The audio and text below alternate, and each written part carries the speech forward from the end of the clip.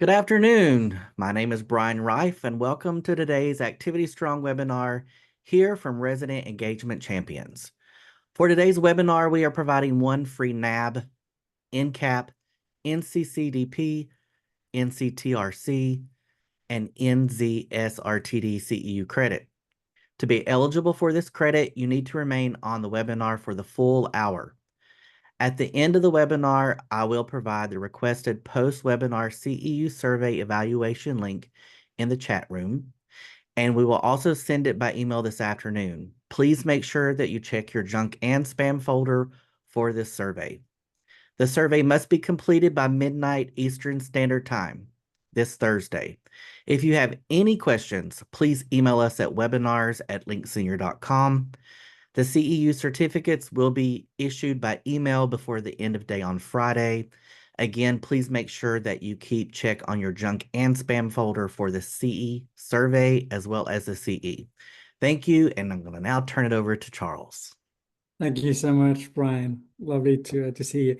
Welcome, everyone. I'm so excited to be here with Michele and Kayla. I'll introduce, quote unquote, more formally them in just a second, but very excited to be together all with you. So today we're going to hear from resident engagement champions, real people doing the real work, the essential work in senior living.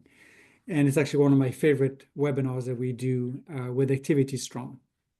For background, Activity Strong was started by a company called Linked Senior in partnership with Activity Connection, NAP, and NCAP.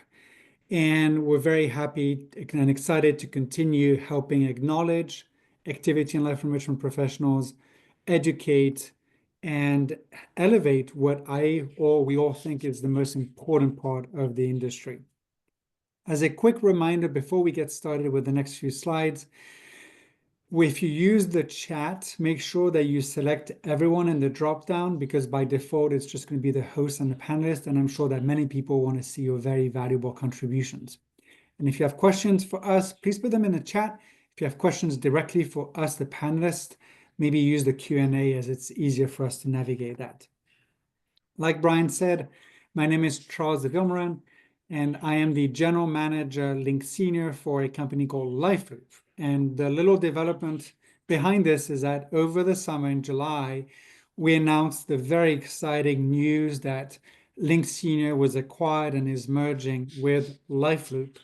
And me and my team are extremely excited to not only stay on, continue our work, but really bring to the market this idea of a best of breed product and knowledge and experience so that everyone can be equipped to engage the residents the way the residents deserve. Again, this is a slide about myself. I like to say that at heart, I am an activity professional. I'm very proud of the fact that I went through MEPAP 1, so this certification from NCAP that I highly recommend.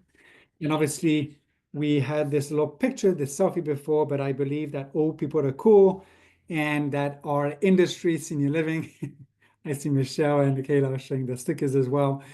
But again, these are values that we love to hear about and talk about in the marketplace. Again, we think that everyone is cool, including older adults. We should not segregate based on age. I think Kayla and Michele have both a lot to share about that. And obviously, Activity Strong is our way to lean in and help elevate, again, this idea of person-directed living. A person's a person, no matter how old. With that, Link Senior, as it's being merged into LifeLoop, served over 50,000 residents in the US and Canada. Essentially, what we did was, and we remained very committed in helping any team member engage any residents through the use of programming, through the use of data and insights, and then with the help of an amazing customer success team in helping elevate programming.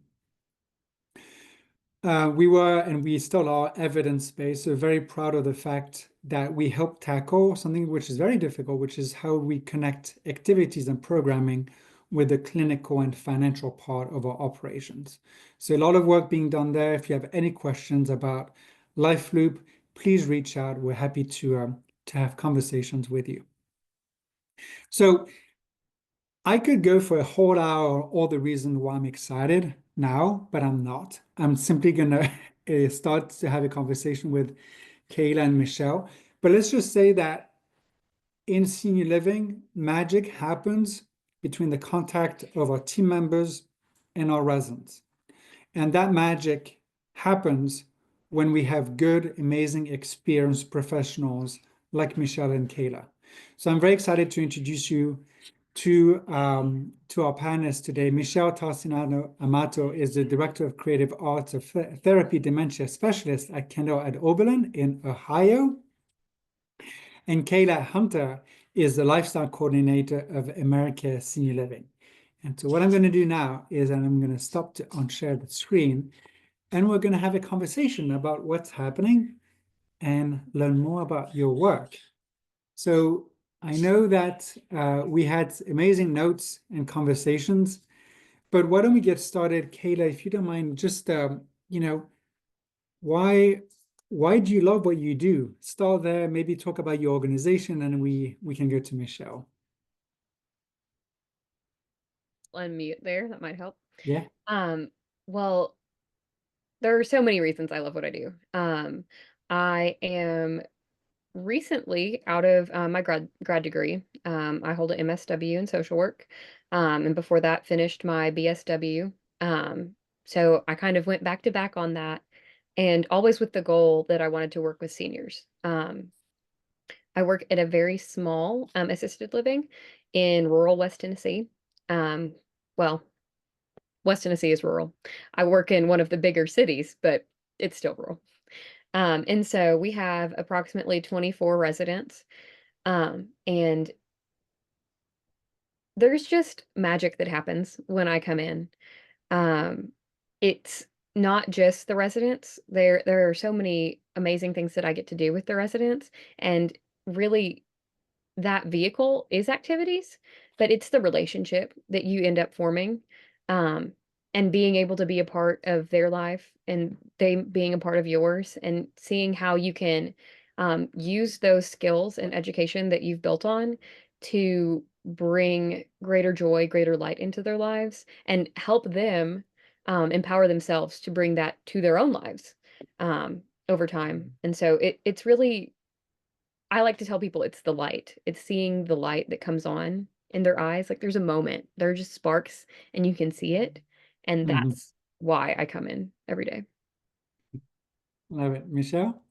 So my journey is a little longer now. So I had started basically actually in my undergrad at Ohio University. I'm an art therapist that's registered and board certified. And now in Ohio, we're licensed. Yay. Sorry, it took us decades. Yes. So, but when I was an undergrad, we used to have to do you would go and you'd volunteer somewhere. So I went to the Athens Mental Health Center, which is in Ohio University in Athens, Ohio. And I was like, this isn't my thing. Do you have old people? And they're like, yeah, nobody ever wants to go there. And I said, can I go there? And so 4 years of my undergrad, I started volunteering every week and doing art with older adults in the Athens Mental Health Center. And that kind of set the tone for the rest of my career. I was lucky enough to do work at Judson Retirement Community for my master's. And then when my boss from Judson came to Kendal at Oberlin, she went, hey, this community, this place that runs by all these committees, I think is for you. I think this is a good fit. And 31 years later, I am still with Kendal at Oberlin and still believing in the power of resident and staff interactions and how we can work together. And we have a better experience all the way around. We also, and how that creates through intergenerationalism as well as meaningful lives. They don't stop just because you're in a retirement community or you're in the nursing home or you're in assisted living. So that's my passion, like many of of our people that are probably on this joining us today, right? Yeah. tell us about your recent experience at the AATA conference, Michelle. You mentioned there were thousands of people, but not many. Yeah. It was so crazy. So I just went to the American Art Therapy Association's national conference, and they had a track for what they called general aging. And it was a track for those working with older adults. And we were very few. We were very few, but very mighty. And it kind of surprised me because really there's a great passion to pay it forward for the next generation to kind of, I'm hoping there's somebody gonna want to come do art with me and right. They're not there and they're not trained and they don't get the bug now. We got to help get that bug out there and say, okay, catch the wave. Old people are cool. Yes. All right. Well, thanks both for this introduction. So in preparing and to give visibility to the audience, what we thought would be very valuable is if we could talk a little bit more about our organizations and our work. And then we probably want to tackle a little bit what are the challenges that we're seeing, like what's preventing us from getting the extra step that our residents deserve, talking about solutions, and then maybe a little bit about the future. And so in that spirit, let's go back to our organizations and the work we do there. Kayla, hoping you could lead us there and tell us more about Americare, your work. Yeah, go ahead. So I work under the Americare umbrella, and I work specifically at Alexandria Place Assisted Living in Jackson, Tennessee. And so Americare is a organization that is maybe one of the smaller corporations for senior living in our country, but we have a very, very high rating as far as satisfaction. And I truly believe that that comes down to the values of our company. We are family owned. And so a lot of those, we call them hometown values. Um, we try and keep that in everything that we do. And so our organization, there are some communities that are larger, but a lot of our communities are relatively small. I mean, under 50 residents, I'd say would be a general overview for a lot of the ones, especially within our area in rural West Tennessee. Um, and so our organization as a whole has really strong values in as far as customer service, regarding the people who are coming in, maybe those who are going to be providing services like home health and wound care, and those people who we're going to see on a regular basis. But also we make this a place for your family. It is their home. It is, we want them to feel like they have autonomy in this place. Mhm. We just work in their home. And so we stay on that. And also within our more specific building, my boss, she's also a social worker, Jennifer Brewer, and she is one of the best. And she has really taken person-centered care to a new height from what I can see just within the past year and a half of being here. Um, and we really try and dig into each person to really understand who they are, because I really like what we were saying earlier, that we don't have to give up. Life doesn't end because you're in a retirement home. But I think even more so, what we need to remember as a society is life doesn't end when you hit 70, 65, 60. Mhm. That doesn't make it over for you. And I think there's a lot of confusion and issue with that societally. So I've just been wholeheartedly impressed, and I'm really excited every day to come in to work in this environment that believes in that. Yeah. When we were preparing, Kayla, you shared a sentence that I thought was beautiful, which is that activities is the heart of your community. Can you tell us a bit more about that? So I have to do a little bit more bragging because I have really just one of the best teams here. We are tiny, but we're mighty. And my nurse, Lynn, she is best, top of the line. I've never seen a better DON. Um, and our cook, Joe, she has won Caregiver of the Year this past year for our entire corporation. She is amazing, brings her full heart, and it's not just what are we eating, it is what is going to awaken their soul. And Jennifer, she has to be the brain and the heart and so many other things. She holds us all together like glue, and she leads us towards giving these people a piece of their life that they feel like they've lost a lot of the time. But activities, it is kind of the heart. It's the spark. There are things with the body that have to be done. There are things with the soul that have to be touched. There are things with the mind that have to be touched. And it's all so important, but it's a divide and conquer kind of a thing. And so activities, I can't just plan something that nobody wants to do. And that was, kind of the difficulty when I first started is the position had been unfilled for a little bit, and they were used to they listened to the same 3 or 4 gospel songs every morning, and they played bingo every other afternoon, and that was what was going, and they exercised daily. Um, but we had to put some fire back in there and find what is it that draws you out. And um, it's the relationship. It's not just because we're doing the things. We could do things that they say they like all day long and they still wouldn't come. It's because they know that I want to see them there.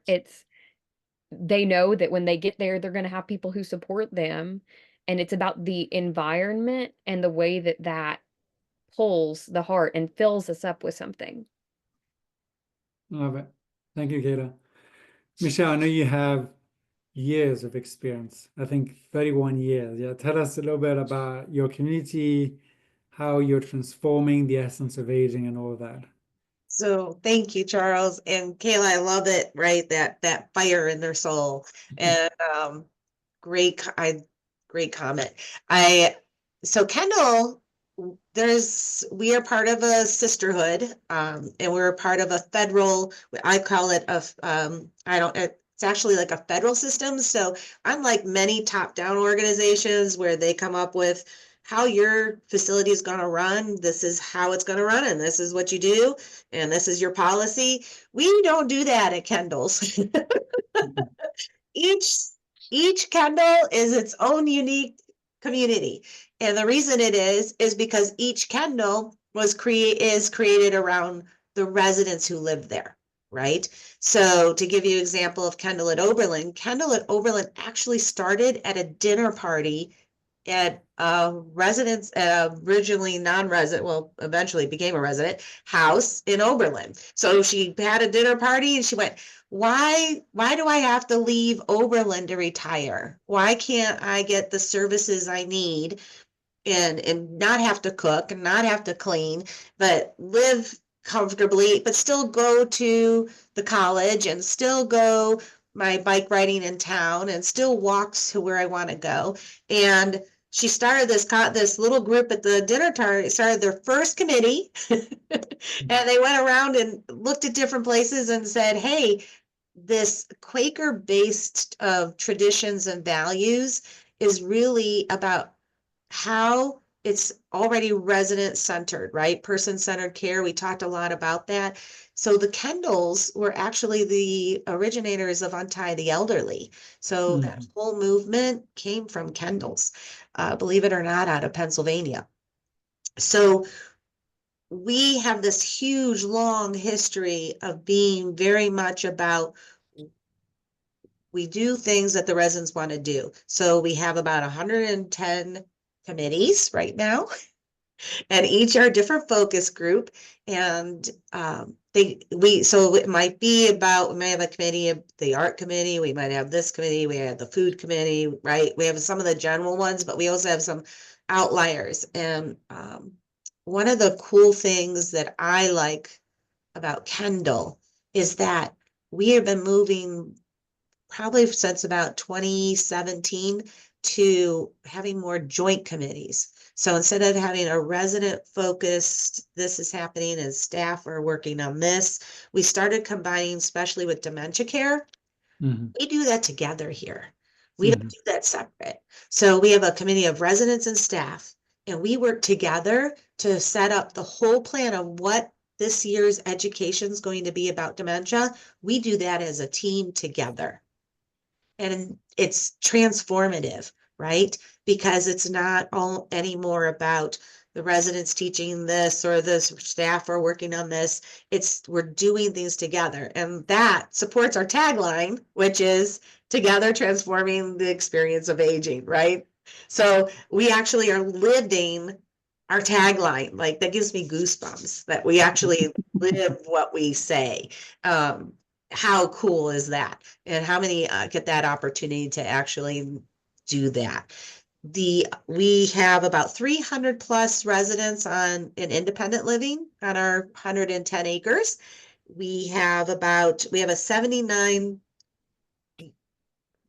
unit for bed. I don't know, I hate to call it beds, but right, we have 79 units in our Stevens Care Center. And of that, we just increased our memory care to 19. And then we have 12 skilled, and then the rest are under what is called RCF, which is resident care facility, which is assisted living. And we are really working hard to do aging in place in our assisted living instead of having to move people here, there, and everywhere. So Kendal is really like, I feel like we're a little bit ahead of the curve on some things. I like to believe that. I like to believe it's because of the willingness to work together and not other people, even within our own spheres of who we work with and who we live with and who we have fun with. Yeah, who we live with. Yeah, that's a great one. I don't know if the audience, much of the people of the audience are aware, Michelle, but I've always had so much fascination for Kendal. The idea of untying the elderly really came from the fact that 30 years ago, people living with dementia were tied, physically tied to a wall, physically tied to a bed, because we didn't know what these nasty, quote unquote, behaviors were. And we thought that the only way to manage them was through tying people up. And Kendal in Pennsylvania helped, I think it was a state law before it moved to a federal law Yes. about banning the use of physical restraints. And we now know of the use of chemical restraints like antipsychotics and so on. But Kendal, for me, has always been a leader there. So it must be fascinating to work with such an organization. Yeah. Yeah, I've had some amazing mentors, right? But taking that one step further, this idea of committee and running everything with residents is just kind of a natural progression. Where I was speaking to another Life Enrichment director, and she was telling me, my job is to be out of a job. I want all the communities to be resident-led, even in memory care and blah, blah, blah. And so I thought that was kind of a fascinating take, because we still see communities where it's the calendar and that's it, and you don't get a say. And by the way, if you don't like it, well, that's it. So obviously this is very much different, and that's the work you do is very much the future. Thank you. Let's talk about what's preventing us to get to the future. Like we have all these amazing aspiration. Kayla, I love what you said about being the heart. What sometimes kind of dims that a little bit? What are the right now, Kayla, you first, if it's okay, what prevents us from doing all we want and the way we want it, do you feel? Well, there are multiple barriers I could talk about, but the one that just always strikes me is ageism. Silent a lot of the time because it's not challenged societally, but ageism, particularly internalized ageism. Ageism as a whole is so much more pervasive than anyone wants to let on. But internalized ageism is different because internalized ageism, you come to me. Sometimes you've had no choice. You have to be here now. There's just no safe way to be at home. But that causes, and I mean, I like to talk about Erickson. I'm not sure how many with us, maybe in the chat, if you're familiar with Erickson's 8 stages, let me know because I don't want to be going too far off base here. But we think a lot here about Erickson's 8 stages, and the last being integrity versus despair. And ageism, particularly internalized ageism, is, I'd say, the number one thing that comes in between my residents and not even just my residents, elder people in general, and achieving that integrity. Um, and so I can talk a little bit more about that stage if there are some people who are unfamiliar with it. But just the fact that we tend to, as a society, avoid aging as much as possible. We like to tuck it away.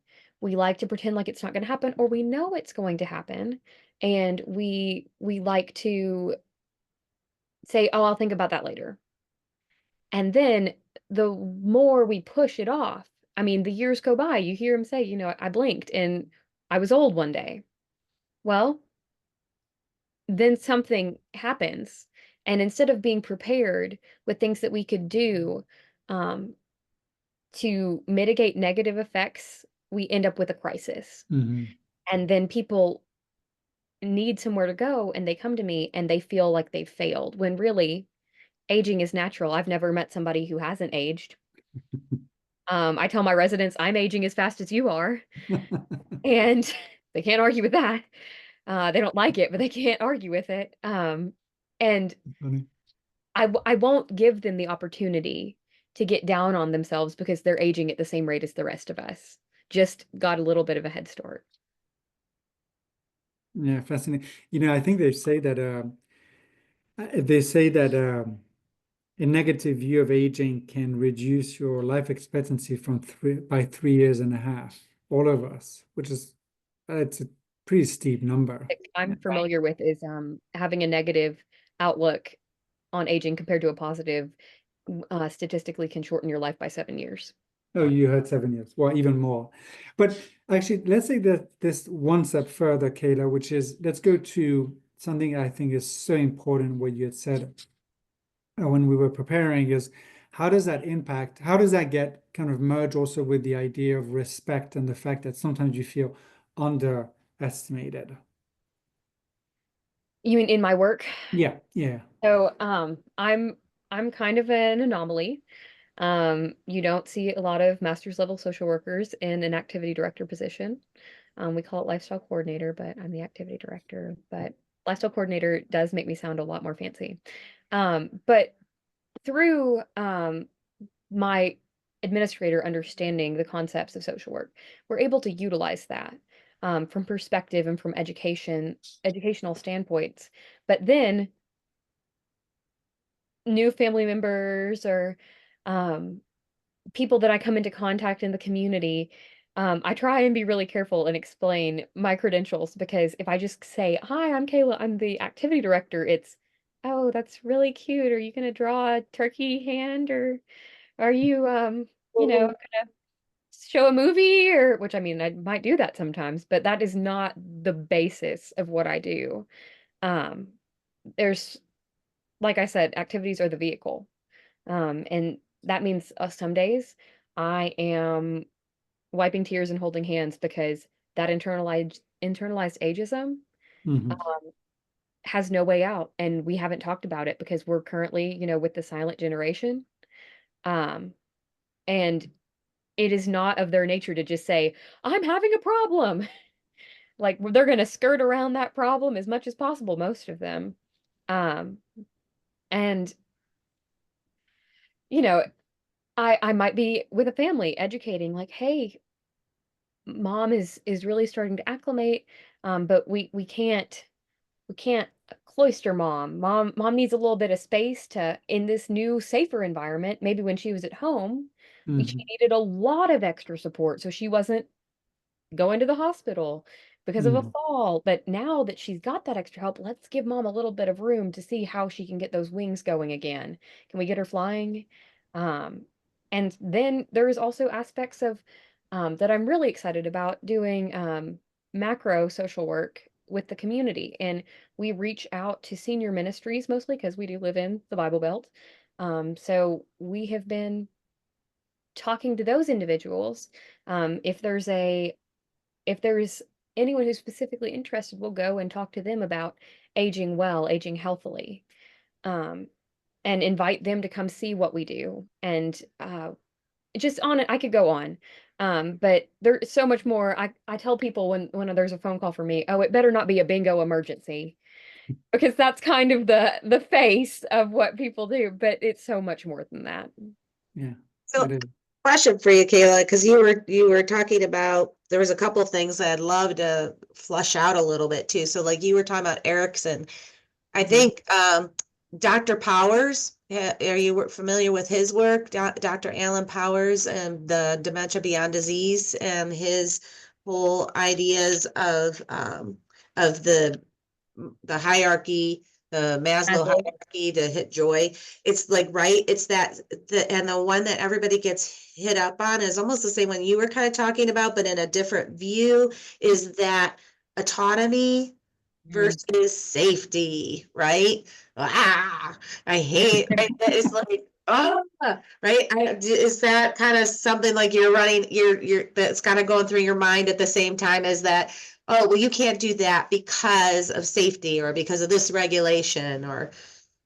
So certainly, and I think that's something that we see more from our new residents, that transition of because they fight it, right? They nobody says, I am just can't wait to move into the retirement home. I'm marked it on my calendar. Yay me. Um, but I also feel like partially it's ageism because there are so many more things that we can offer them. And not to say that there isn't real griefs and losses there that should be addressed. I try and tell anyone who I have struggling with that, and I've had like 4 move-ins in the past week, which is insanity, in a small building. But I try and have this narrative with them of everybody needs somebody. And I need help with a lot of things. And so it might look different than the help you were getting before, but we're all needing help. We're all getting help in some way. And all we want is for you to be safe and taken care of. But also, there's a certain amount of finding ways to utilize that autonomy. We like to put a big emphasis on decisions. We like to give them as many options as possible throughout the day because when we've given you, 12 options and you got to pick, and then you say, I just can't do anything anymore. I don't, everybody's making all these decisions for me. I can't fix the fact that maybe due to a cognitive impairment or due to a severe physical ailment, daughter or son has had to say, we gotta make sure you're safe right now. I can't change that, and not necessarily that it needs to be changed, but I can say, you're still a person. That doesn't change your personhood, nor does it change your worth. And we're going to help you find ways to empower yourself through this because aging is inevitable, and holding shame regarding that will not do them any good, but it's also a way that you and I in this work could continue to internalize ageism ourselves. Yeah. And Like that's that basis of dignity and respect, right? Each personhood, right? It's a basic human right, dignity and respect. Mhm. Yeah. Michelle, your challenges. So staffing, I'm assuming everybody on here is probably going to go, yeah, high five. No, take it, right? Yeah, Staffing unfortunately. continues since COVID for us, staffing continues to be probably one of our biggest challenges. I love that I can, my solution is now that I've got the Oberlin College students are able to come back more, we're starting to see that influx so I can support with staffing. But staffing continues to be, and as we say, like, right, I don't know about Kayla, but we just bought to help with staffing, we bought a robot we call Florence. We just got this, by the way, that goes around and vacuums the floors all day. So Florence scares the bejeebies out of some of us. It's kind of like that robotic cat that like wakes up and moves and goes, yeah. But anyways, but it does get the floors clean and it not have a robot in Tennessee. It has not made it here yet. right. I'm like, but working, right? So it helps relieve stress the staff stress in one area, so that now when the housekeeper comes and she's actually cleaning a room, she doesn't have to worry about the main hallways anymore. She can spend more time with a resident in their room about their personal items, right? Instead of, oh, I gotta go vacuum the hallway with a cord in the middle of the hallway. We all gotta jump it because we're going by, right? So it has its pros and cons, but staffing continues, I think, to be a big issue. One of the other things I wanted to piggyback on with you, Kayla, that went through my head was when you talked about the family coming up and going, oh, you're the activity director, right? Yeah, at Kendal, we don't use titles, like we don't use, so like all of our credentials and everything because of our Quaker background. So even our residents who have, or doctor isn't called doctor, she's called by her full name, Georgia Newman. Our residents are addressed by full name, and then we ask, what's your preference, right? But you end up, one of the things with the whole, hey, you're just that activity lady and you should be doing these things, and right. I sometimes run across a family member who becomes worried about the perception of the resident and their view of their beloved one's dignity versus the resident's view of what they find joy in now, right? So maybe back in the day, I wouldn't have done balloon toss with the kids, but I'm really enjoying balloon toss with the kids. And that doesn't mean that I'm not who I was before, but I am different now, right?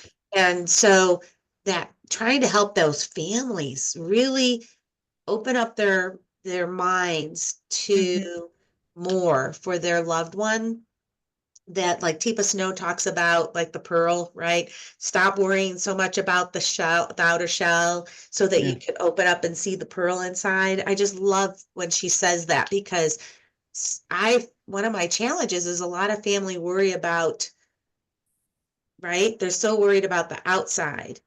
Yeah. Absolutely. And so I think that, so I have seen that in the past. Where I am now, I should say, prior to this job, I worked at a larger senior living under a different corporation where we had approximately 102 residents, and we had independent and assisted, whereas here we're only assisted. I saw that in that workplace. Here, I am really blessed with family members who understand their residents' capabilities. So as of late, I have not had that issue. The issue more that I see is an ongoing grief with where mom and dad or brother and sister or whoever is. And that's something that I try and work with them individually with. Just we try and educate and support because, I mean, we call it a family. We call it our AP Alexandria Place family, and that's what it is. I mean, we spend more time here than we spend at our homes a lot of the time, or more waking time here.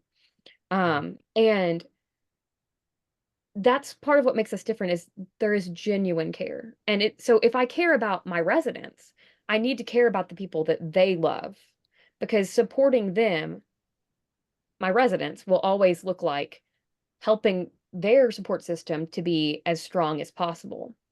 So, I mean, we all rely on community. And so while we are a community here, we rely on them to continue being a community. It just might have a different look or feel than maybe it did before they came here.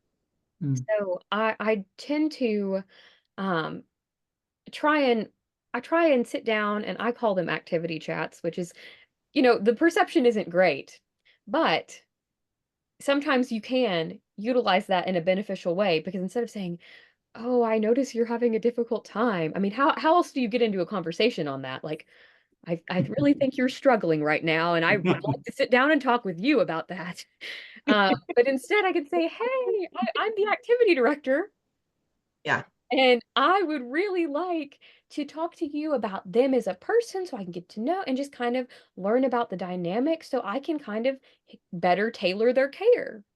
And so I will try and take notes and try and be a very active listener for the family member in that situation. And it especially depends on where the cognition of the resident is at, because sometimes I can get tidbits from the resident about where the family member's coming from, and I can kind of bounce back and forth there.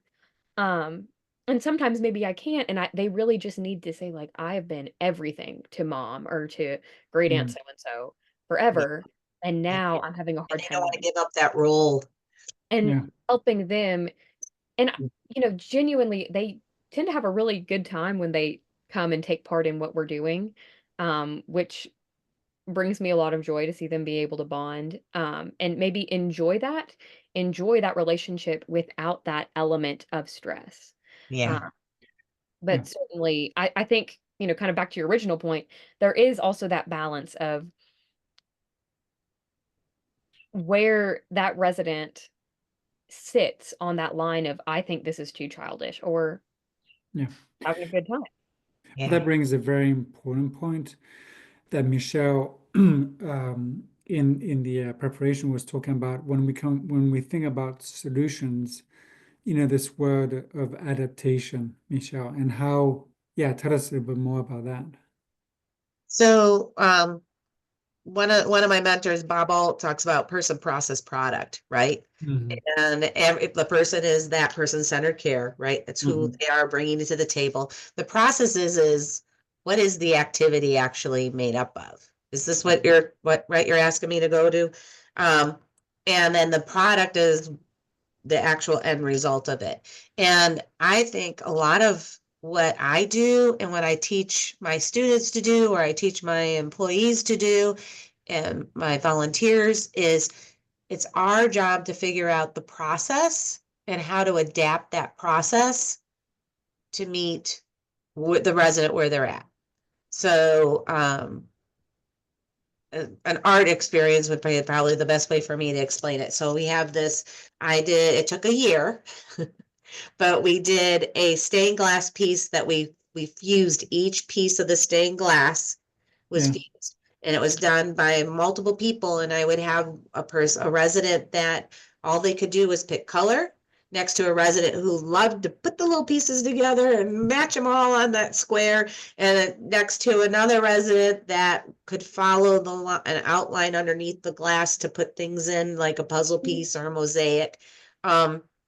Right, so we was looking at each individual, what are their, what do they bring to the table? And it's my job to like look at what their skill set is and how to accommodate that skill set in a different way, or using different adaptions to make it successful, right? Because the resident success is ultimately all of our goals, regardless of what they're engaging in.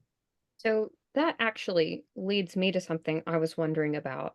And maybe your organization is different.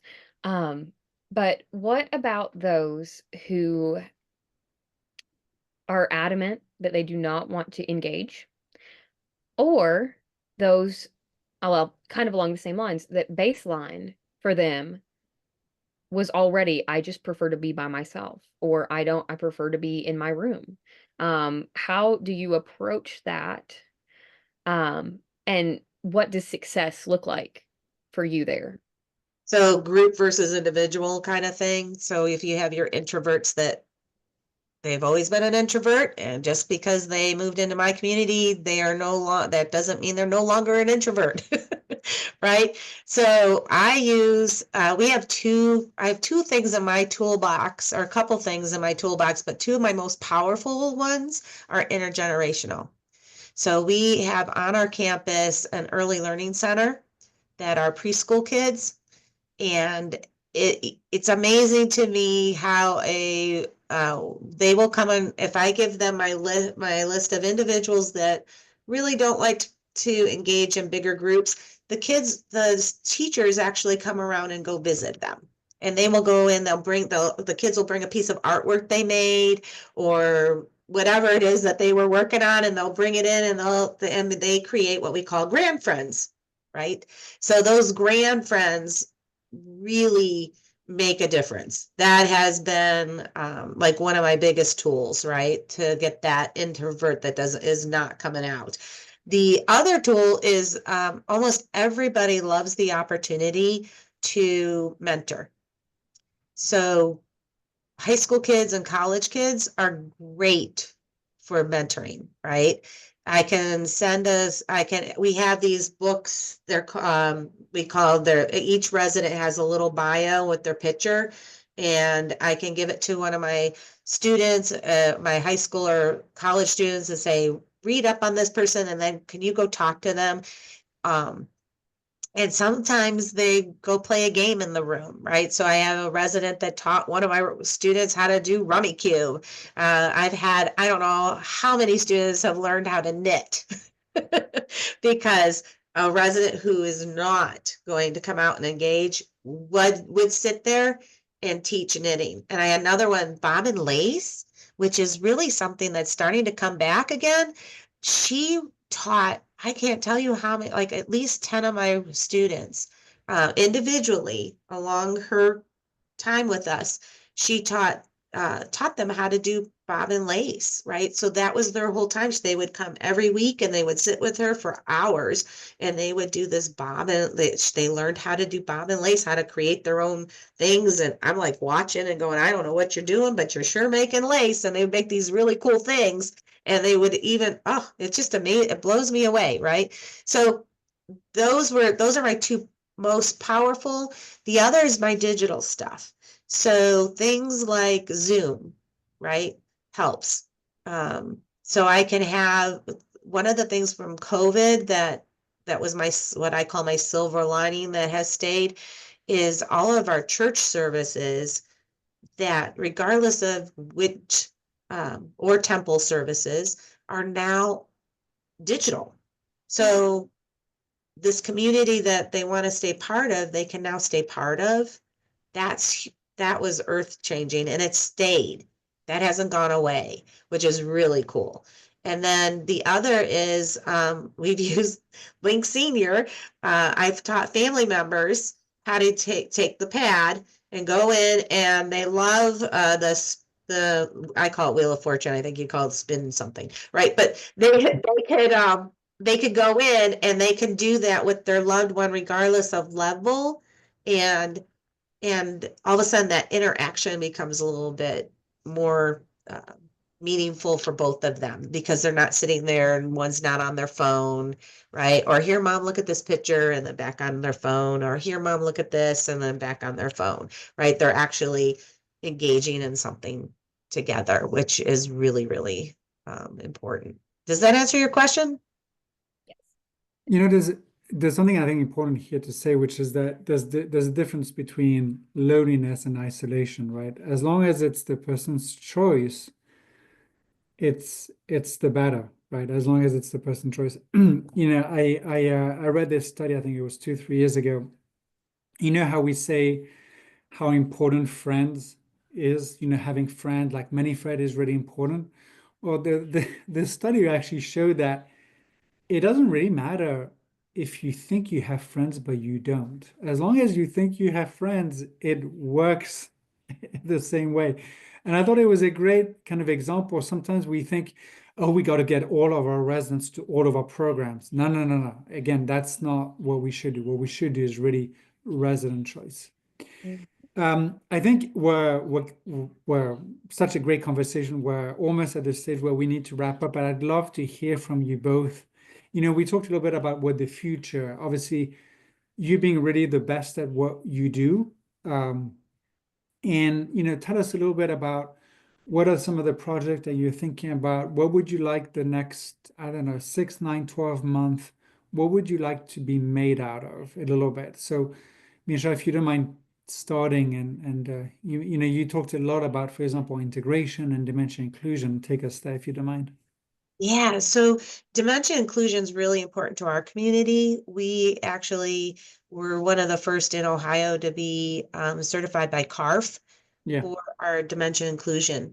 And we work really, really hard together on that. And I think one of the things I would like to see coming down, and where I see the field of activities going is the next group.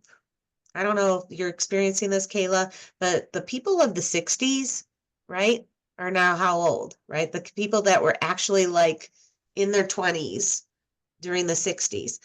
And the 60s had a lot going on, right? You had a lot going on, right? Civil rights movements, you've had hippies, you had music. There just so much things just exploded.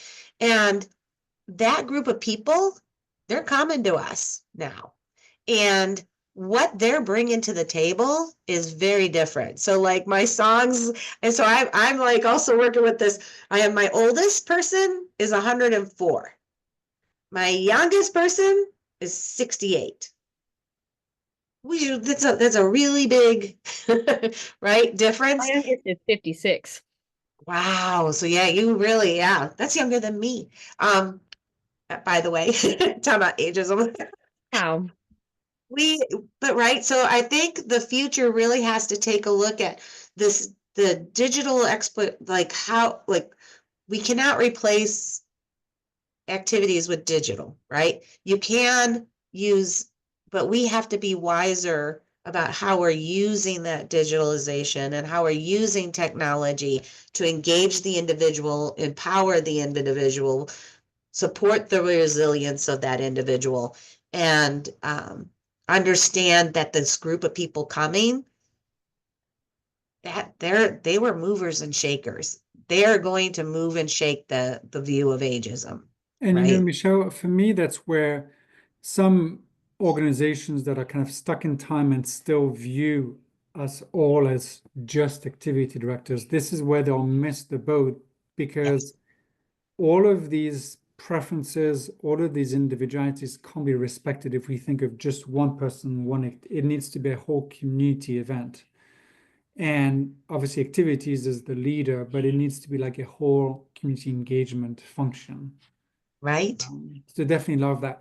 Kayla, would love to hear your thoughts on this. Absolutely. So I try and take it about 1 month at a time. Mhm. Um, but truly, I think going through school, I never anticipated that I would have the opportunity so soon to be getting into things that I thought would really make a difference. I'm talking about education.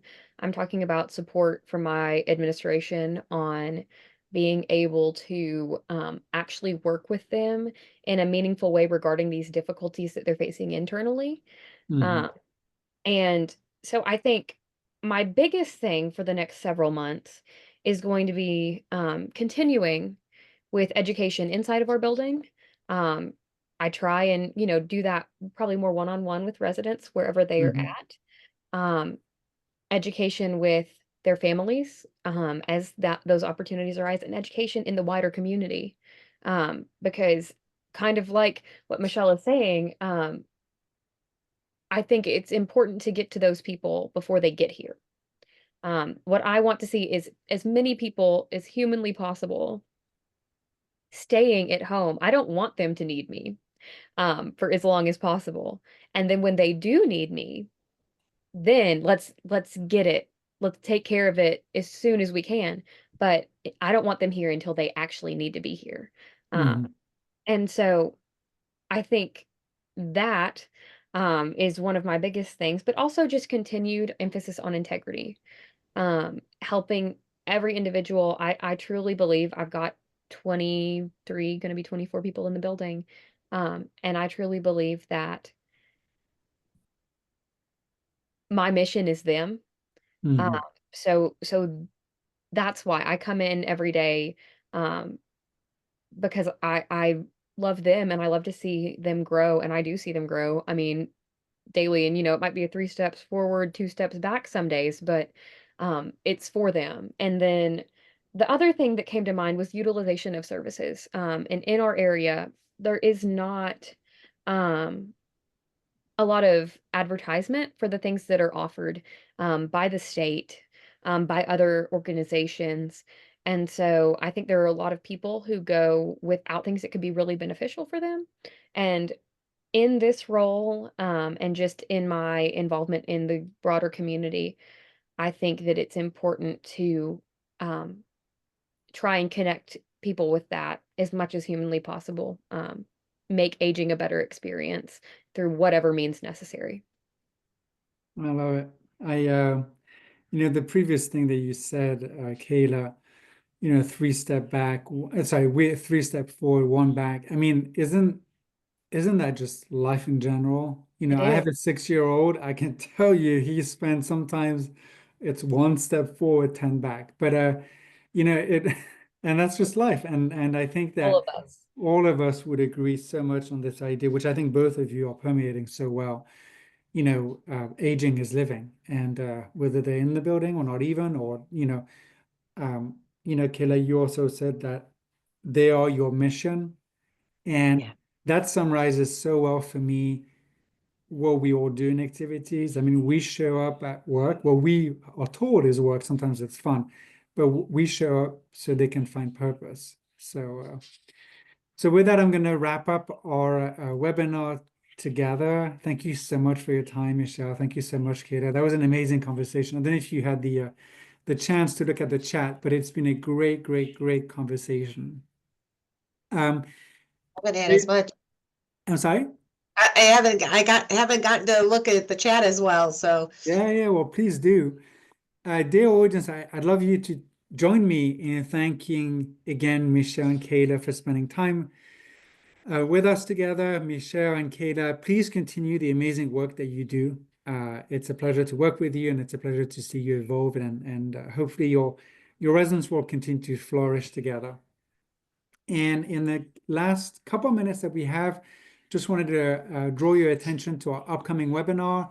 We've had for years now request over request about tackling such an important topic, which is the topic of sex. So please join Kelly McCarthy and ourselves in a really good webinar on November 5th called Sex and Seniors: How We Support the Rights of Sexual Expression While Protecting the Vulnerable, basically, which is a lot of our residents. So that's a very important conversation. Very excited to be having that again on November 5th. And as we've developed the rest of the year, thank you so much for your help, by the way, Emily, and the rest of the team to help us do that. On November 19th, we are going to have a great webinar with Rachel Wanderland, The Secret to Engaged Happy Residents. On December 3rd, I'm so excited about that one, and Michelle and Kayla, you might enjoy it. But it's going to be a longer webinar we're going to have, and it's this notion of belonging. So we're going to talk a lot about dementia inclusion. If you go to the website, you'll actually see that we have a session from Dementia Action Alliance, and we're going to have people living with dementia come and tell us about their voices, their choices, and what they want to see in senior living. And then last but not least, on December 17th, earlier in the webinar, we talked about restraints. And so we have a great speaker who's going to talk about de-prescribing and how we can include really 2 things that we discussed a little bit today, which is this idea of life enrichment, people's choices, and how we can bring the whole interdisciplinary team onto that effort.